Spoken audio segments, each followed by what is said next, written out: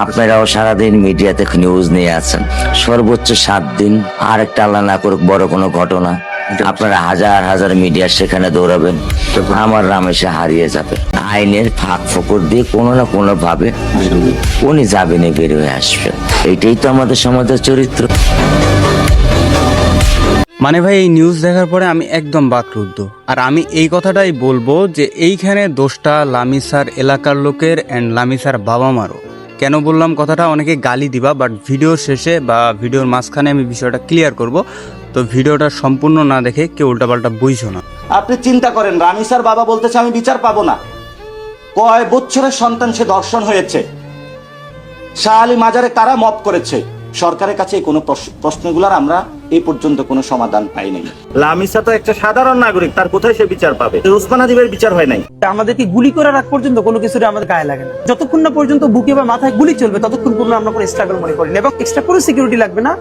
শুধু আমাদেরকে যদি কেউ গুলি করে মেরে ফেলে তাকে যেন ধরে বিচার করা হয়।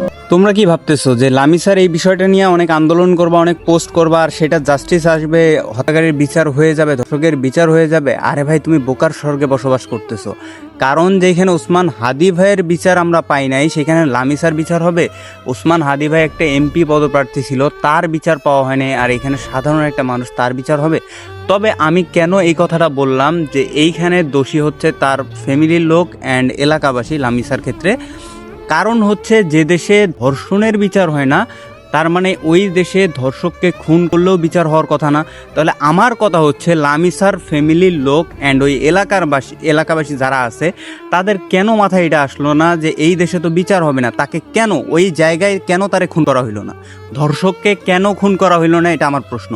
আমার এলাকায় যদি ভাই খোদার কসম যদি কোনোদিন এমন হয়, আমি জিহাদ নিজের হাতে খুন করি। আর আরেকটা কথা হচ্ছে যে জুলাই আন্দোলনে আমিও ছিলাম, ফাইজলামি চোদানোর জন্য জুলাই আন্দোলন করি নাই। এইখানে দেশে যদি এখনো বিচার তো দিতে না পারেন, বালফালাইতে প্রধানমন্ত্রী, বালফালাইতে শিক্ষামন্ত্রী, বালফালাইতে হয়েছেন, আপনারা আইনজীবী হয়েছেন, আপনারা যদি বিচার ব্যবস্থায় অক্ষম থাকেন তাহলে এইটা বলে দিবেন আমরা বিচার করতে পারবো না, বাদ বাকি বিচার ধর্ষক থেকে শুরু করে যারা আছে তাদের বিচার আমরা জনগণরাই করবো। ওরে পিড়াই হত্যা করবো, শুয়োরের বাচ্চারা জায়গায় মারতে হবে।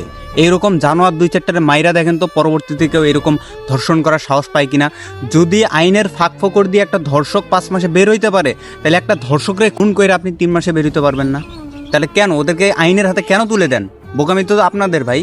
আমি মনে করি যে আপনার এলাকায় যদি হয় এমন, আপনি যদি একটা স্টুডেন্ট হয়ে থাকেন বা এলাকার যারা আছেন ছেলে পেলে, ওরা পিটাই খুন করবে। এখন আমার কথার সারমর্ম হচ্ছে এইটা, আজকে লামিসা হয়েছে, কালকে আপনার বোন হতে পারে, আপনার মা হতে পারে, কিন্তু কথা হচ্ছে যে ভাই এইগুলানরে নিজের হাতে পিটাই 2-4টারে মারবেন, এরপরে দেখবেন যে ধর্ষকরা এরকম সাহস দেখানোর ক্ষেত্রে 2-3 বার ভাববে।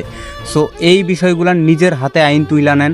যদি ধর্ষক পার পাইতে পারে তাহলে আপনি ধর্ষককে খুন কইরাও পার পাইতে পারেন। এটা যেহেতু বাংলাদেশ, যেহেতু এখানে আইন ব্যবস্থা অনেক দুর্বল।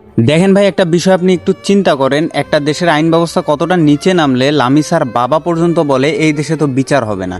তাহলে যদি বিচার নাই হয়, নিজের হাতে বিচারটা করেন দয়া কইরা।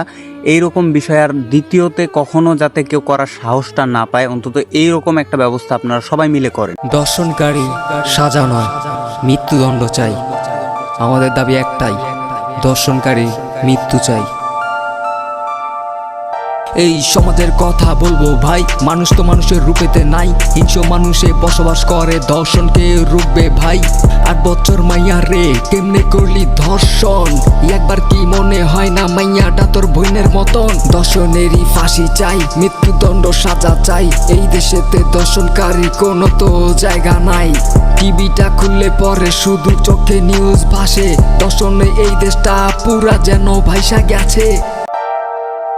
আমার সোনার বাংলা, আমি তোমায় ভালোবাসি, দর্শনকারীর মৃত্যু হয় যেন ফাঁসি।